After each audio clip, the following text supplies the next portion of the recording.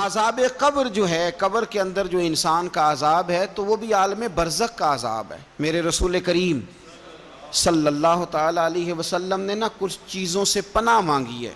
خود حضور نے، رسول کریم علیہ السلام نے پناہ مانگی۔ حضور فرمانے لگے اے اللہ مجھے کنجوسی سے، بخیلی سے پناہ عطا فرما۔ اور حضور نے باقاعدہ پناہ مانگی ہے کہ اے اللہ مجھے ارذل العمر ہونے سے پناہ میں رکھ، جب عمر اتنی زیادہ ہو جائے کہ وجود کے حصے کام کرنا چھوڑ جائیں، اس سے پناہ مانگی۔ اور خود میرے نبی پاک علیہ السلام نے قبر کے عذاب سے پناہ مانگی۔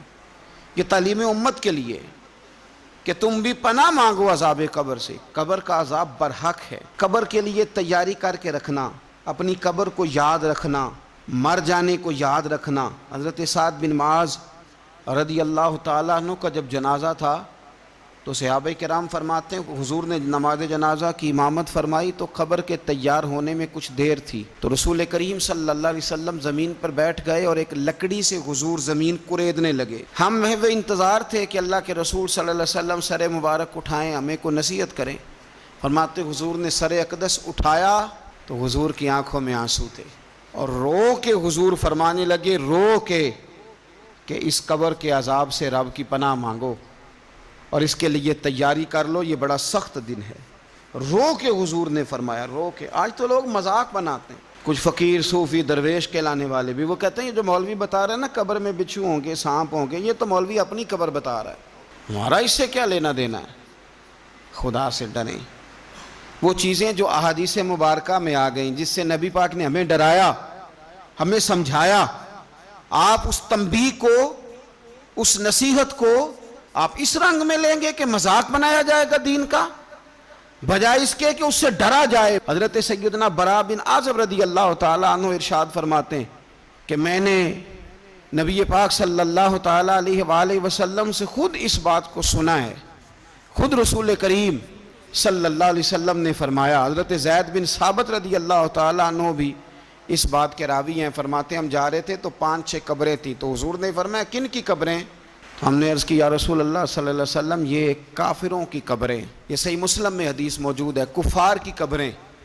تو اللہ کے رسول صلی اللہ علیہ وسلم فرمانے لگے، ذرا حدیث کے لفظوں پہ غور کرنا، حضور فرمانے لگے اگر مجھے ڈر نہ ہوتا کہ تم اپنے مردوں کو دفن کرنا چھوڑ دو گے، اگر مجھے اس بات کا ڈر نہ ہوتا کہ تم اپنے لوگوں کو، مرنے والوں کو قبروں میں دفن کرنا چھوڑ دو گے، اگر یہ مجھے ڈر نہ ہوتا تو میں سناتا کہ قبر کے اندر کس طرح عذاب ہوتا ہے۔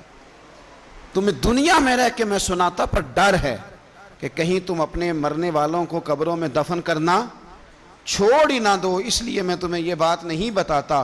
اور میرے رسول کریم صلی اللہ تعالیٰ علیہ وآلہ وسلم نے پھر ارشاد فرمایا، اپنے غلاموں کی طرف نظر فرمائی، یہ بات کہہ کے کہ اگر مجھے ڈر نہ ہوتا کہ تم دفن کرنا چھوڑ دو گے تو تمہیں میں سنا دیتا کہ قبر میں کیا عذاب ہوتا ہے۔ پھر حضور نے صحابہ سے فرمایا چلو بھائی دوزخ کے عذاب سے اللہ کی پناہ مانگو۔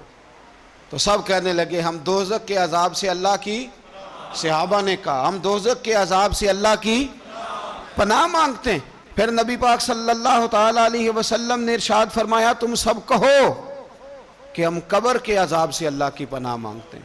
تو صحابہ نے کہا ہم قبر کے عذاب سے اللہ کی پناہ مانگتے ہیں۔ پھر میرے رسول پاک علیہ السلام نے فرمایا تم کہو، سارے یہ کہو کہ ہم ظاہری اور باطنی فتنوں سے اللہ کی پناہ مانگتے ہیں۔ تو صحابہ نے کہا کہ ہم ظاہری اور باطنی فتنوں سے اللہ کی پناہ مانگتے ہیں۔ پھر میرے محبوب علیہ السلام نے فرمایا تم کہو کہ ہم دجال کے فتنے سے اللہ کی پناہ مانگتے ہیں۔ تو صحابہ کرام نے کہا کہ اے اللہ ہم دجال کے فتنے سے تیری پناہ میں آتے ہیں۔ نبی پاک علیہ السلام نے یہ الفاظ کہہ کے، یہ بات بتلا کے ہمیں سمجھا دیا، ہمیں قائل فرمایا محبوب نے۔ یاد رکھنا، اس بات کو اچھی طرح سمجھ لینا کہ اگر مجھے ڈر نہ ہوتا کہ تم اپنے مردوں کو دفن کرنا چھوڑ دو گے تو تمہیں بتلا دیتا کہ قبر میں کتنا سخت عذاب ہوتا ہے۔ اپنے معاملات پر غور کریں۔